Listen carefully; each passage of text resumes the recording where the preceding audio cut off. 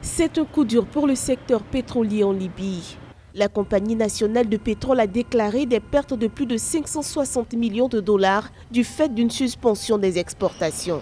Suspension depuis la fermeture des champs et ports pétroliers dans l'est et le sud du pays par les forces loyales au maréchal Khalifa Haftar qui tentent de s'emparer de la capitale Tripoli. Monsieur Haftar est un militaire. Il n'a aucune connaissance de la gestion financière et de la gestion du budget de l'État dans l'intérêt et des Libyens et des Africains qui sont en Libye. Monsieur Haftar veut faire la guerre. Il veut le pouvoir, mais c'est un rêve lointain. Il ne l'aura jamais. Les attaques sur les champs pétroliers ont fait dégringoler la production à 320 000 barils par jour contre 1,2 million.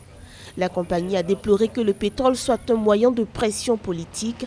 Si elle produisait plus d'1 million de barils par jour, la Libye disposerait de ressources pour relancer l'économie, selon les experts. Malheureusement, là, on constate que l'intérêt des pétroliers du Golfe, je répète, des pétroliers du Golfe, est de ne pas laisser la Libye mettre sur le marché les quantités de pétrole. Mais malheureusement, on ne devrait pas abandonner l'Afrique à ce triste sort. La situation devient de plus en plus chaotique alors que l'économie libyenne repose essentiellement sur le pétrole.